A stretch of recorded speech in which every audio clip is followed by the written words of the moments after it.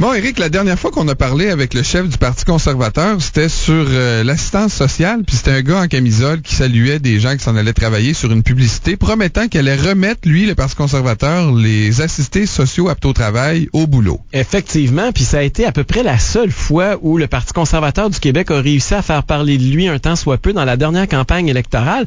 Et là, je te dirais que depuis 24 heures, l'arrivée d'un nouveau chef potentiel au Parti conservateur fait déjà plus de vagues que ce que ça a fait médiatiquement pendant toute la dernière campagne électorale. C'est Adrien Pouliot, notre ami, qui a décidé de faire le grand saut AUT, là, pour pas qu'il y ait de confusion. Donc, Adrien, bienvenue. Il est avec nous en studio aujourd'hui. Salut, Eric. Donc, Adrien, tu y vas? Ouais, j'y vais. Je quitte le banc, là, puis je saute sur la glace. Tu lâches les estrades comme nous autres, puis tu t'en vas jouer dans la Ligue nationale avec les vrais patins et les vrais joueurs. Exactement. Pourquoi cette décision-là d'aller en politique d'abord? Ben écoute, d'abord, je suis passionné du Québec. J'aime le Québec et parce que j'aime le Québec, ça me fait de la peine de voir ce qui se passe. Je vous écoute tout le temps, puis je trouve ça un peu déprimant, comme peut-être bien des gens dans votre auditoire. Je trouve que les choses sont pas on va pas dans la bonne direction. Deuxièmement, j'aime les politiques publiques. J'ai été impliqué dans l'Institut économique de Montréal dès le début. J'adore ça. Ça fait longtemps que ça me traîne dans la tête. Tu sais, l'Institut économique de Montréal, c'est là depuis à peu près 14 ans maintenant. Ouais. Alors, j'aime les politiques publiques. Ça m'intéresse. Mon père, quand on soupait ensemble le dimanche soir avec ma grand-mère, mes grands-parents, on parlait de business, mais on parlait beaucoup de politique publique. Donc, j'ai ça dans le sang. Et troisièmement, je pense qu'il y a un marché qui est disponible. Il y a des gens là qui sont des orphelins déçus. Je pense que la CAQ, finalement, il y a bien des gens qui vont réaliser que c'est pas le parti de droite qu'on pensait que c'était supposé d'être. C'est un PQ light. C'est un PQ light, c'est ça. C'est entre en tout cas, c'est à gauche du spectre, là. C'est à gauche du centre. Alors, il y a des gens qui sont disponibles là et qui cherchent, comme moi, un parti qui représente leurs idéaux d'un État plus petit, plus agile, moins obèse, moins inefficace, etc. Fait que là, t'en es arrivé à la conclusion que tu voulais aller en politique pour réduire la taille de l'État. T'avais différentes alternatives, parce qu'on sait que t'as milité à l'époque à l'Action démocratique du Québec, à la commission politique. T'aurais pu faire comme certains ADQistes, ils continuent avec François Legault, t'as refusé cette voie-là, t'étais dans Reston ADQ au moment de la fusion, puis tu t'es pas rallié après la fusion. L'autre alternative, c'est arrêter d'aller dans un autre des partis existants, soit le PQ ou le Parti libéral. Mon PQ, on peut comprendre que c'est un peu difficile quand on veut réduire la taille de l'État. Mais tu aurais pu aller aussi au Parti libéral. Ils ont une course à la chefferie. Peut-être que c'est le temps de revoir certaines idées. On recevait hier Pierre Moreau qui nous disait qu'il voulait abolir les cégeps. Et il dit que c'est la santé de le regarder. On peut peut-être être content. Peut-être qu'ils vont mettre un peu de privé en santé. Est-ce que tu as étudié cette alternative-là aussi? Ah oui, c'est sûr, Eric, que j'ai regardé ça parce que tu sais, prendre le Parti conservateur du Québec qui est minuscule, qui commence à zéro, c'est tout un défi. Par contre, l'avantage de partir avec le Parti conservateur du Québec, c'est que déjà la boussole idéologique est enlignée dans la bonne direction. Le problème avec le Parti libéral, c'est que la boussole, en fait, il n'y a pas de boussole idéologique, ça va dans tous les sens. Mais c'est peut-être une force, un peu comme ça. la CAQ. Oui. Parce que tu peux le prendre puis le revirer à droite. À ce moment-là, quand c'est des guidons, je veux dire, tu les amènes où tu veux, là. Ouais, sauf que ça aurait été possible, mais je pense que le Parti libéral est vraiment ce qu'on appelle un parti de pouvoir, donc pas un parti d'idées. Ils veulent avoir le pouvoir, ils regardent les sondages, ils pensent qu'est-ce que ça prend pour avoir des votes. Et je te dis pas que c'était impossible, mais je pense que ça aurait été difficile. De toute façon, ça aurait été difficile d'aller dans la course à la chefferie parce que c'était vraiment les règles sont vraiment patentées pour que ce soit des gens de l'interne qui émergent comme prochain chef. Là, ce qui m'a surpris, honnêtement, Adrien, là, je suis surpris depuis 24 heures de l'espèce de buzz que tu as réussi à créer au Québec parce que on a parlé de ta candidature. Moi, j'avais peur que ça tombe dans l'oubli, comme souvent ton prédécesseur a été victime de ça, un peu une espèce de boycott, ou en tout cas pas l'attention nécessairement aussi importante que les autres partis. Mais tu as réussi depuis 24 heures à attirer l'attention des médias. Pourquoi? Pourquoi que toi, ça marche, puis les autres, ça marchait pas avant? Ben, écoute, je sais pas, là, moi... Qu'est-ce que t'as fait aux journalistes, les hypnotiser, puis se ramasser à la TV le soir dans le bulletin de nouvelles? Non, ben, écoute, d'abord, tu sais, je veux dire, j'ai eu de la chance en affaires, donc je suis un petit peu connu, j'ai eu l'opportunité d'écrire de temps en temps dans la presse. Non, t'es une personnalité connue, là, t'as été à la tête d'une entreprise de médias aussi, ça aide? Ça aide, je pense que mes idées aussi rejoignent la plupart des gens. Je suis un gars qui est assez ouvert, assez direct et je suis pas la langue de bois. Donc, Écoute, je sais pas, mais je suis aussi bien d'en profiter parce que, tu sais, après-demain, là, il y a personne qui va parler de moi, là. Non, ça, c'est sûr que ça va être... J'ai 2 jours de gloire, puis j'en profite. T'as ton 24 heures de gloire. Et là, parlant de tes 2 jours de gloire, c'est quoi ton message? Qu'est-ce qui fait qu'Adrien Pouliot, c'est quoi ta principale politique, ou tu vas-tu l'annoncer au fur et à mesure, tu vas faire un striptease, ou ben non, tout de suite, tu donnes toutes tes positions, tes politiques, sur quoi que tu vas te battre? C'est quoi ta vision, ta philosophie, puis tes politiques de base? OK, adrienpouliot.ca. Tout est là. Ça, c'est ton site web? Ouais. Et tout est là. Toutes les politiques que je propose, évidemment, là, il faut que je soumette ça aux militants, puis il va y avoir de l'input des militants, mais contrairement au Parti libéral, où ils sont encore aujourd'hui en train d'avoir des débats sur le fait qu'on devrait-tu avoir des débats, là. Fait ça hier. Je regarde M. Moreau hier, là, puis tu sais, l'affaire des cégeps, il n'y a pas de quoi s'énerver avec ça, là. Mais là, il veut lancer la discussion, là. On est loin d'une révolution, là. Non, c'est ça. On sait même pas si on peut avoir la discussion. C'est comme le gars qui s'est levé au congrès du Parti libéral en demandant peut-être qu'on pourrait-tu parler peut-être qu'on pourrait peut-être avoir une commission d'enquête. Puis, alors, c'est difficile au Parti libéral d'avoir ce genre de discussion-là. Alors, moi, j'ai des idées claires qui me tournent dans la tête depuis à peu près 12-15 ans que je suis à l'Institut économique de Montréal. Ils sont tous sur le site web. Il y en a une panoplie. Il y en a pour les fous pour les fins. C'est les principales. Et j'espère que ça va rallier les gens. Les gens vont dire, ouais, c'est du gros bon sens. C'est pas, je réinvente pas la roue. Là. Ça fait que l'argent pousse pas dans les arbres. Non, ça on le sait. Non, mais il y a des gens à gauche qui le savent pas. C'est ça. Il y a des gens à gauche qui le savent pas. Les gens qui travaillent, par contre, puis qui payent de l'impôt, ils le savent. Ils savent en maudit. Alors, c'est des principes de base où on remet l'individu au centre. C'est là que vraiment les élus sont là pour servir le peuple et non le contraire, parce qu'actuellement, le peuple sert les élus pendant les 6 premiers mois de l'année en payant des impôts, puis après ça, ils peuvent commencer à travailler pour eux-mêmes. Alors, l'introduction de plus de privés, que ce soit en santé, en éducation, une gestion plus saine des finances publiques, adresser le cas de la dette. Je veux dire, moi, ce que je pense, c'est qu'il faut vraiment qu'on diminue la dette. Je pense pas qu'on devrait abolir l'État, mais si on essaie peut-être de réduire la dette de 1% par année. Ouais. C'est pas si gros que ça, 1%. T'sais. Je pense que tout le monde, là, toutes les femmes qui m'écoutent là, puis qui gèrent des budgets, si je leur dis, êtes-vous capable de couper vos dépenses de 1%? C'est pas sexiste, il n'y a pas juste des femmes qui gèrent des budgets. Non, mais c'est les femmes qui gèrent les budgets. Je sais que, en tout cas, dans mon cas, c'est ma femme qui gère mon budget, puis je pense que c'est pas des mesures difficiles, 1%, mais ça se fait. Est-ce que le Parti conservateur du Québec a un lien ou est une succursale du Parti conservateur du Canada de Stephen Harper? Non, pas du tout. Il y a pas de lien, sauf le nom, là, mais c'est la même affaire que le Parti libéral du Canada avec le Parti libéral du Québec. Là. Ils ont le même nom. Il y a peut-être des gens qui aiment le Parti libéral fédéral qui vont voter Parti conservateur du Québec ou vice-versa. Il y a peut-être des conservateurs fédéraux qui vont voter conservateur provincial. Donc, il n'y a pas vraiment de lien là, de ce côté-là. Pourquoi avoir choisi ce nom-là d'abord? Parce qu'il y a une base quand même, il y a un fond bleu au Québec. Il y a quand même, quand tu regardes les sondages au niveau de la politique fédérale... Mais il appelait ça l'Union nationale, ça s'appelait pas le Parti conservateur. L'Union nationale, c'est le fond bleu. C'est aujourd'hui, tu fais des sondages... Même l'ADQ d'une certaine mesure, c'était un peu le successeur, ou même les créditistes d'une certaine façon aussi. Il y a eu différentes ailes, différents partis dans cette mouvance-là. Alors, il y a peut-être un 10-15% là qui est ma clientèle cible initiale. Ton objectif, c'est de faire 10-15% à la prochaine élection? Non. Écoute, je suis réaliste. Là. Moi, ce que je veux, là, je suis là pour mettre les bases, couler les fondations, aligner la boussole idéologique vers le vrai nord et voir qu'est-ce que ça donne. Je ne changerai pas mes politiques pour selon les sondages ou pour faire plaisir au monde. Moi, je pense que le leadership, c'est voici ce que je pense. Si vous m'aimez, suivez-moi. Mais Adrien, tu sais comment est-ce que c'est du marketing, une campagne électorale au Québec? Partir avec un nouveau parti, ça va être difficile. Les gens connaissent pas le parti. Tu risques de pas participer au débat des chefs.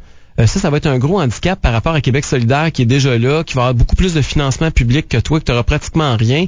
Tu réalises que la côte à monter, elle va être à pic, là. Oh, absolument. Écoute, je me fais pas d'illusions, là. C'est un marathon, mon affaire, c'est pas un sprint. Un peu comme l'Institut économique de Montréal qu'on a commencé à la fin des années 90. Ça s'est fait brique par brique, tranquillement, pas vite. Aujourd'hui, c'est plus facile quand même parce que tu as l'Internet, tu as plus de modes de communication. On peut communiquer directement avec les électeurs. C'est plus juste les grands médias qui ont accès à diffuser l'information. Je m'attends pas non plus à ce que ça soit facile, mais je suis pas pressé.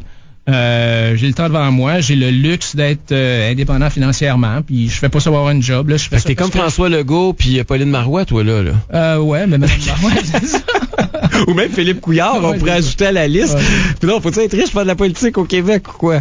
C'est quoi parce que c'est sûr que ça donne une aisance puis peut-être une indépendance aussi par rapport, on voit ce qui se passe dans l'industrie de la construction présentement, puis il y a des politiciens qui sont achetables, en tout cas qui semblent facilement achetables. C'est peut-être un filet de sécurité que les électeurs vont être obligés de regarder. Non, c'est sûr que moi, je fais pas ça pour l'argent, là, et j'ai ce luxe-là, puis je veux en profiter. Et je fais ça aussi par passion. Vraiment, ça m'intéresse. Ça fait 25 ans que je suis en affaires, et puis je me cherchais une nouvelle passion, un nouveau défi, puis je pense que ça m'excite, en tout cas. Il y a des gens à droite qui vont dire Adrien Pouliot va diviser la droite, parce qu'il y a des gens qui votaient pour la CAQ, des anciens ADQistes qui sont caquistes. Est-ce que tu vas diviser la droite puis tu vas faciliter la réélection du PQ? Ben, possiblement, mais sauf que si tu prends cet argument-là, on partira jamais un nouveau parti. L'ADQ aurait jamais démarré, Québec solidaire aurait jamais démarré. Le PQ aurait jamais démarré. Le PQ aurait jamais démarré. Alors donc, c'est sûr que dans un système uninominal à un tour, comme on a au Québec, ça favorise plutôt deux partis. Mais qu'est-ce qui va arriver à la CAQ aux prochaines élections? Je sais pas.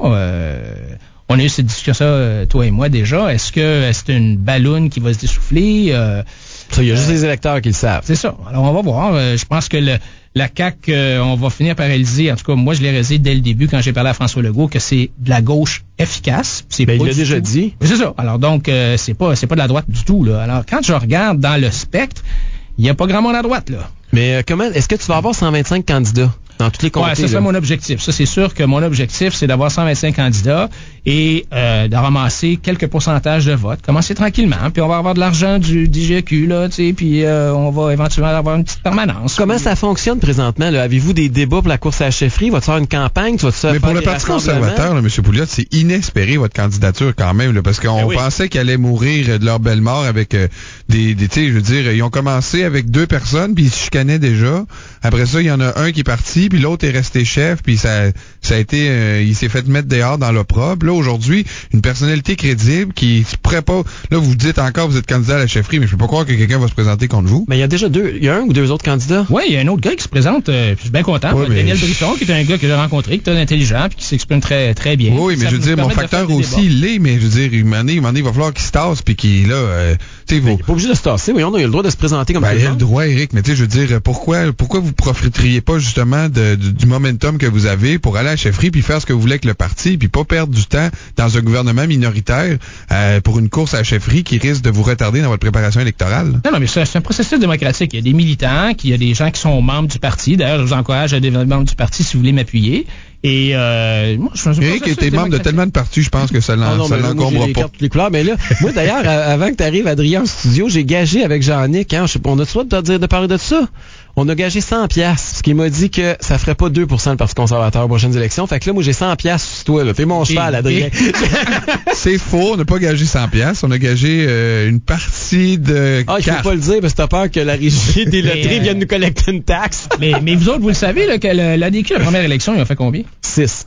6% en 94. En 94, okay, 6%. Bon. Ben, moi, je ferais que la barre est haute. Je serais bien content si on avait ça. Bon, mais c'est ça. Mais écoute, de toute façon, on vit en démocratie. Tout le monde a le droit de se présenter, puis les idées ont droit. Moi, je pense qu'en tant que démocrate, là, faut pas regarder ça non plus juste en termes de gauche-droite. En tant qu'électeur, quand il y a une offre politique qui est plus diversifiée, puis que la droite est représentée sur un bulletin de vote, me semble que tout le monde gagne. Ah, ça, c'est sûr que vous avez de la place. Résultat. À droite, là, vous avez de la place. Il y a pas personne. C'est sûr. C'est ça. Puis je pense que le simple fait qu'il y ait un parti conservateur, ça peut influencer le débat. Moi, si on avait une personne, si on commençait avec une personne à l'Assemblée nationale, déjà c'est assez pour influencer le débat. Actuellement, pourquoi est-ce que le PQ étant à gauche, c'est peut-être à cause de Québec solidaire, ils sont rien que 2 là.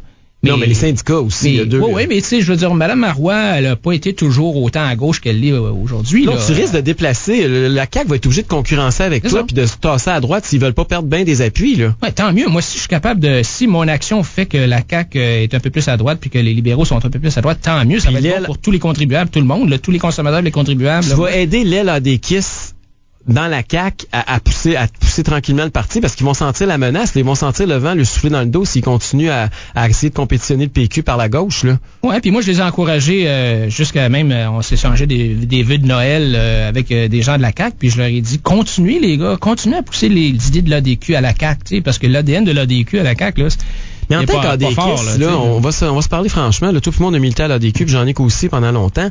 C'est sûr qu'à la CAQ, en tout cas moi personnellement, Legault, en partant, il a rien fait pour nous accueillir à bras ouverts. Là.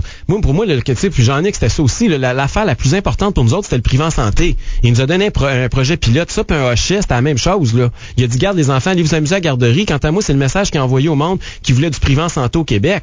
Quand il était arrivé puis qu'il a dit 100$ des CPE, non, on mettra pas ça dans le programme. Là. Je m'excuse, mais la liberté de choix en matière de garde des enfants, on a même des auditeurs qui nous ont appelés aujourd'hui pour nous en reparler. À tous les jours, on en entend parler. C'était une des politiques phares, sinon la plus importante de l'ADQ que Mario Dumont avait mis de l'avant, qui avait permis à l'ADQ d'aller recueillir 31% des votes en 2007. Est-ce que le Parti conservateur, sous le leadership d'Adrien Pouliot, va récupérer ces politiques-là de la défunte ADQ? Absolument. D'ailleurs, c'est là-dedans. C'est déjà, si vous allez sur mon site web, vous allez voir exactement le même genre de politique. Donc, c'est un ADQ 2.0. Si on dit que la CAQ, c'est le PQ 2.0, on peut dire que le Parti conservateur du Québec, c'est l'ADQ 2.0? Oui, dans un sens. Je pense que la CAQ, vraiment, ils se sont... Moi, j'ai rencontré François Legault avant d'aller à l'ADQ. J'ai passé un après-midi avec lui et, entre autres, on a discuté de privé en santé. Il m'a dit, oh non, Adrien, il n'y a pas question qu'on ait de privé en santé. J'ai dit, pourquoi? Il a déjà été membre d'une clinique privée, lui? Non, mais il m'a dit qu'il n'était pas question parce qu'il y avait seulement 2% des gens qui pouvaient se permettre de se faire des opérations dans le privé. J'ai dit, oui, mais qui achètent des assurances? Mais c'est ça, j'ai dit, François, c'est illégal d'avoir des assurances au Québec. Alors, il y a des gens comme moi, peut-être, peuvent se payer une opération aux hanches à, je sais pas, 15-20 000 $, mais c'est pas tout le monde qui peut faire ça, là. Alors, par contre, si on payait 250-500 $ par année, on pourrait se faire opérer dans le privé. Et là, j'ai pas eu de réponse de François, là. Alors, donc, moi, j'y crois au privé en santé, mais François n'y croit pas. Puis tu penses, au fond, là, tout ce que tu veux, c'est soulever un débat plus que gagner puis te ramasser premier ministre. Là. Tout ce que tu fais, c'est un combat idéologique. Tu as décidé d'amener ça sur la scène politique pour continuer le combat. Il y a des gens, et j'en suis, on a quitté, nous autres, moi j'ai fait le chemin inverse. On est parti de l'ADQ déçus.